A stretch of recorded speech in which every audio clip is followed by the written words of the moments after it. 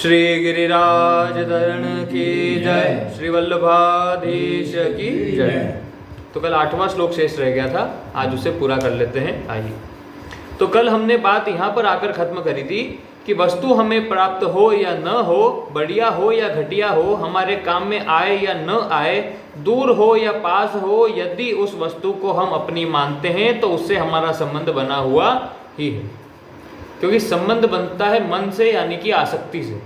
ऐसा नहीं है कि प्रत्यक्ष में आपका उससे संबंध हो या ना हो, ऐसा जरूरी नहीं है। जैसे मान लीजिए किसी ने संन्यास ले लिया, कोई संत बन गया, आश्रम में चला गया घर परिवार छोड़कर, पर घर परिवार से अभी भी मतलब कांटेक्ट में है पूरा, फोन करके तबीयत पूछ रहे हैं, है ना, और उनका ध्यान रख रहे हैं, उनका चिंतन कर रहे हैं कि वो मेरे परिवार के लोग क्या कर रहे होंगे। तो उसका वो जो संन्यास लिया है जो संत, अब वो परिपक्व हुआ ही नहीं।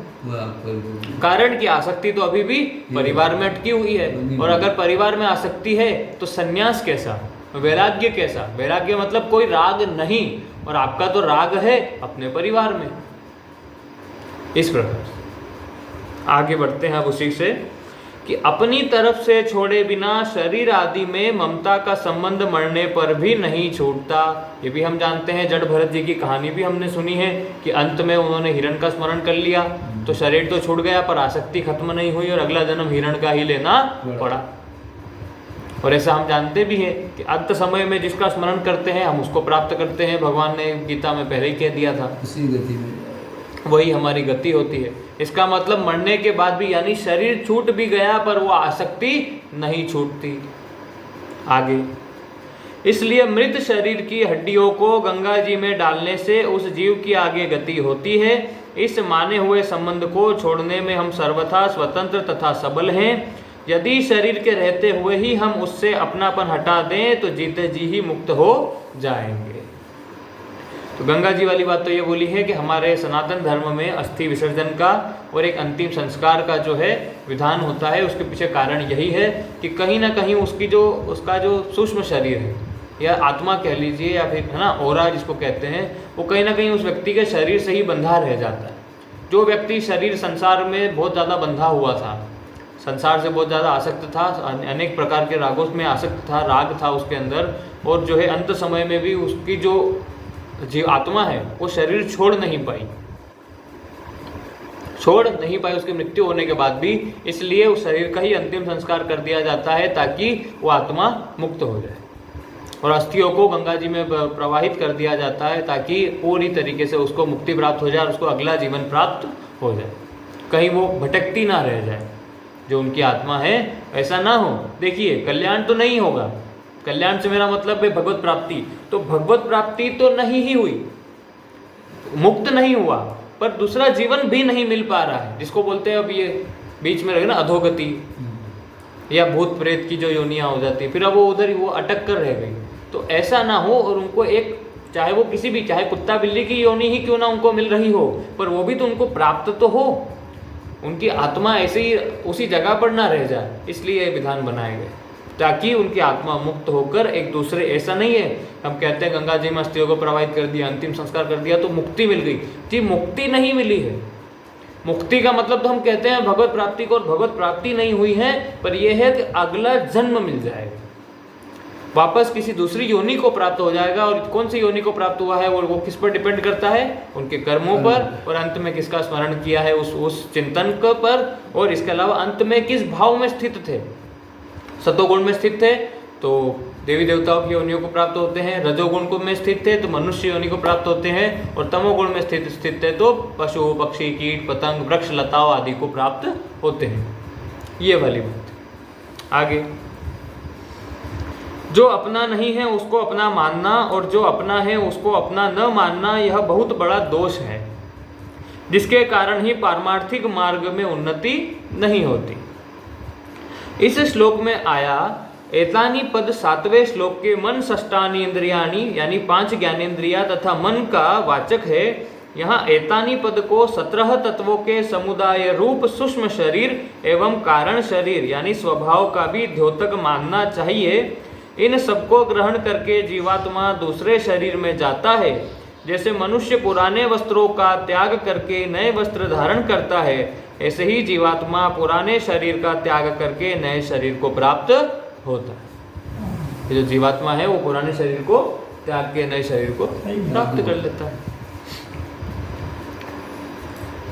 वास्तव में शुद्ध चेतन यानी कि आत्मा का किसी शरीर को प्राप्त करना और उसका त्याग करके दूसरे शरीर में जाना हो नहीं सकता। फिर से दोहरा देता हूं इस बात को कि वास्तव में जो शुद्ध चेतन यानी आत्मा है का किसी शरीर को प्राप्त करना और उसका त्याग करके दूसरे शरीर में जाना हो नहीं सकता, क्योंकि आत्मा अचल और समान रूप से सर्वत्र व्याप्त है। फिर ये कैसे हो रहा है? तो शरीरों का ग्रहण और त्याग परिच्छिन्न यानी एक देशीय तत्व के द्वारा ही होना संभव है, जबकि आत्मा कभी किसी भी देश काल आदि में परिच्छिन्न नहीं हो सकता।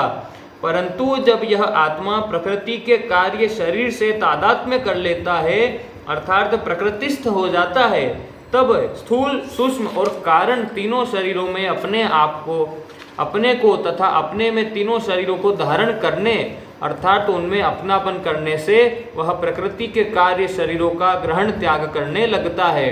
तात्पर्य यह है कि शरीर को मैं और मेरा मान लेने के कारण आत्मा सूक्ष्म शरीर के आने जाने को अपना आना जाना मान लेता है। यानी जो जन्म मृत्यु का जो चक्र चल रहा है ये सूक्ष्म शरीर का चल रहा है, पर आत्मा ने इसी को अपना मान लिया है और इसीलिए वो उसको लगता है कि मेरा वापस मतलब जन्म हो रहा है और फिर से मेरी मृत्यु हो रही है, मैं एक शरीर को छोड़कर दूसरे शरीर में जा रहा हूँ। वरना आत्मा के बारे में हमने क्या बोला है कि वो ब्रह्म है, एक वो ब्रह्म द्वितीय नास्ति, मतलब सीधी सी बात है, परमात्मा का अंश खुद परमात्मा ही है। जल, समुद्र के जल में से अगर एक लोटा जल भी निकाल दिया तो रहेगा तो जल में से जो निकला है वो जल ही होगा, ब्रह्म में से जो निकला है वो ब्रह्म ही होगा। जो आत्म स्वरूप है, ये शरीर नहीं है, पर जो आत्म स्वरूप है वो परमात्मा का अंश है, वो ब्रह्म है। तो फिर अब उसका पुनर्जन्म कैसे हो सकता है? वो कैसे किसी दूसरे शरीर को प्राप्त करता है? क्योंकि सब जगह ही वही है, सब जगह वही है, कण कण में वही है, वही एनर्जी, वही आत्मा, वही ब्रह्म का अंश सभी जगह पर व्याप्त है। तो फिर वो कैसे एक शरीर को छोड़कर दूसरे शरीर में जाएगा? पर उसने अपने सूक्ष्म, स्थूल और कारण शरीर तीनों शरीरों से इतना तादात्म्य कर लिया है, इतना संबंध प्रगाढ़ कर लिया है कि उसको अपने सूक्ष्म शरीर के भी आने जाने को लगता है कि मेरा आना जाना हो रहा है। ऐसे आगे, जब प्रकृति के कार्य शरीर से तादात्म्य मिट जाता है अर्थात स्थूल, सूक्ष्म और कारण शरीर से आत्मा का माना हुआ संबंध नहीं रहता, तब ये शरीर अपने कारणभूत समष्टि तत्वों में लीन हो जाता है। तात्पर्य यह है कि पुनर्जन्म का मूल कारण जीव का शरीर से माना हुआ तादात्म्य ही है। ये तो हम भी जानते हैं कि पुनर्जन्म होने के पीछे कारण एक ही है, क्या? हमारा इस शरीर से संबंध, आसक्ति, कामनाएं। कामना रहेगी, कोई राग रहेगा, अंत में उसी का चिंतन होगा, अंत में व्यक्ति तीनों गुणों में से किसी एक गुण में स्थित रहेगा और उसी गुण और उसके कामना, उसी के कर्मों के अनुसार उसको अगली गति प्राप्त होगी। अगर कोई कामना है ही नहीं, अगर वो तीनों गुणों से परे है, तो अब उसको कैसी गति? कोई गति प्राप्त नहीं होने वाली, वो ब्रह्म में विलीन हो जाएगा, मुक्त हो जाएगा। पर अब कह तो दिया है मैंने, पर ऐसा करना बड़ा कठिन है, अभ्यास करना पड़ेगा, साधना करनी पड़ेगी। अभ्यासेन तु कौन्तेय वैराग्येन च क्रियते। अभ्यास और वैराग्य ये दोनों पर आपको ऐसा बना सकते हैं कि आप भगवत प्राप्ति कर सकें। आगे, परिशिष्ट भाव। पूर्व श्लोक में कर्षति पद और इस श्लोक में ग्रहित्वा पद आया है। कर्षति का अर्थ है अपनी तरफ खींचना, और ऐसा ही भगवान का नाम है कृष्ण।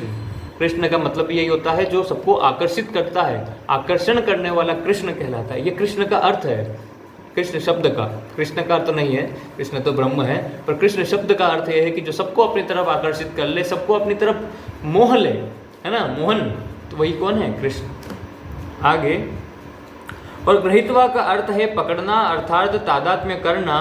वायु का दृष्टांत देने का तात्पर्य है कि जीव वायु की तरह निर्लिप्त रहता है। शरीर से लिप्त होने पर भी वास्तव में इसकी निर्लिप्तता कभी मिटती नहीं। शरीरस्थो अपि कौन्तेय न करोति न लिप्यते। वायु में गंध हरदम नहीं रहती, स्वतः छूट जाती है। परंतु जीव जब तक मन बुद्धि इंद्रियों को छोड़ता नहीं तब तक वे छूटते नहीं।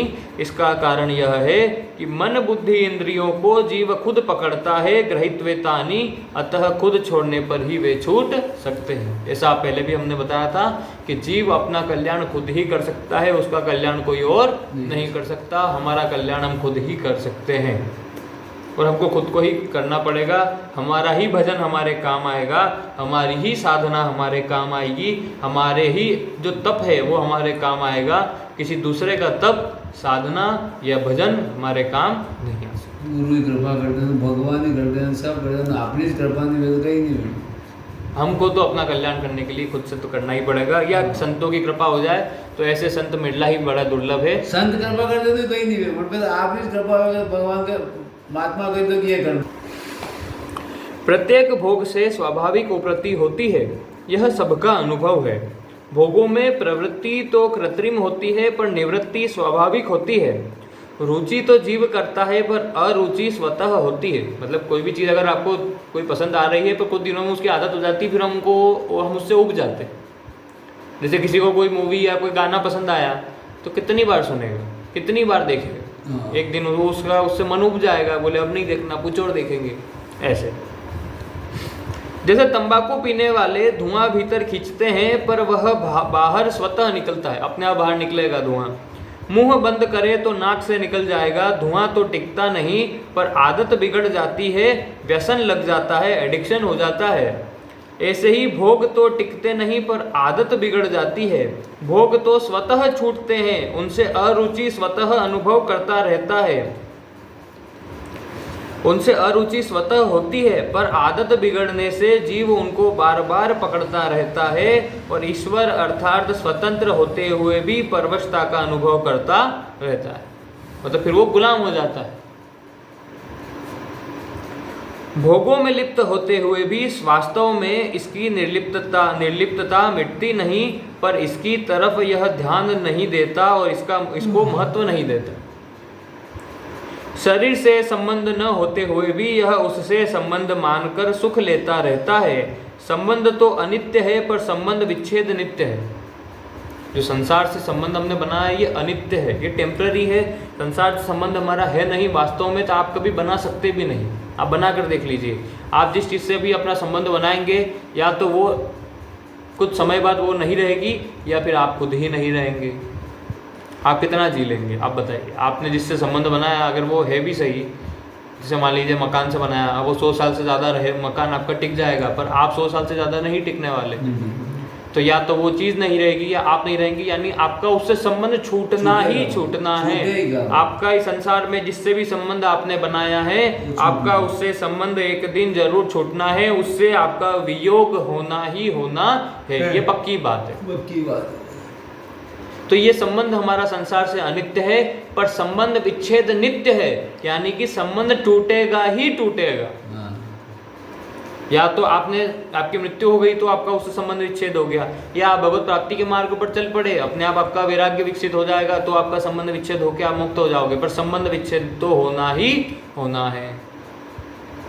आगे यानी उनसे हमारे संबंध टूटने ही टूटने हैं। आपने आज जिस किसी से भी संबंध बना रखा है, चाहे आपके वो परिवार के लोग हो, सगे संबंधी हो, बंधु बांधव हो, या आपकी जमीन जायदाद, पैसा, मकान, या आपका शरीर खुद, कोई भी क्यों ना हो, आपका एक दिन उन सभी से ही संबंध छूटना है और अंत में आपका अपने शरीर से भी संबंध छूट जाएगा, चाहे आप जाने, आप चाहे चाहें या ना चाहें। यानी संबंध छूटना तो नित्य है पर संबंध बने रहना ये अनित्य है। आगे कारण कि संसार की जाति का यानी जड़ तथा परिवर्तनशील होने से शरीर विजातीय है। विजातीय वस्तु से संबंध होना संभव ही नहीं है। परमात्मा का अंश होने से जीव की परमात्मा के साथ सजातीयता है, यानी एक किसके साथ है, किसका अंश है, परमात्मा का। पानी को पानी में डालोगे तो बिल्कुल मिल जाएगा, आपको पता नहीं चलेगा, पर पानी को अगर किसी और चीज़ में मिलाया जाएगा तो वो अलग अलग हो सकता है। आपने मिट्टी में मिला दिया, नमक में मिला दिया, तो ये मिल गए, वो एक हो गए, पर वो ऐसा नहीं है। उसको फिर से आप उबाल दोगे, मिट्टी सूखी रह जाएगी, पानी भाप बन के उठ जाएगा। ये कभी जीवन भर कभी भी एक नहीं हो पाएंगे। यहाँ तक कि आपने दूध में भी पानी मिला दिया। ये कहते थे पानी तैरान के तो जिसमें मिलाओगे सर फिर क्या, फिर कैसे वही हो गया होता है। वो तो उसका आकार ले लेता है, जिसमें भी मिलाते हैं, जिस किसी में भी डालते हैं, वो उसका आकार ले लेता है। आपने जिस किसी भी बर्तन में रखा वो उस बर्तन का आकार ले लेता है। पर ऐसा थोड़ी है कि वो बर्तन पानी हो गया, यानी यहाँ तक कि दूध में भी पानी मिलाया, आप उसको उबाल दीजिए, मावा बन जाएगा, पानी वापस अपना, पानी अपना स्वरूप थोड़ी ना छोड़ेगा, पानी दूध नहीं बनेगा। आपने दूध में पानी मिलाया तो क्या वो पानी दूध बन गया? वो दूध के भाव बिक रहा है, वो बात अलग है, पर उसका स्वभाव अभी भी वैसा ही है। अगर आप उसको उबाल देंगे तो पानी वापस अपने ही स्वरूप में बनकर वापस भाप बन के उठ जाएगा। ऐसा नहीं है कि वो दूध ही रहा तो वहीं पड़ा रहेगा, नहीं। ऐसा पानी जो है या फिर कोई भी एक चीज़ हुई वो अपने ही अंश से मिल पाएगी, किसी और के अंश से नहीं। ऐसा आगे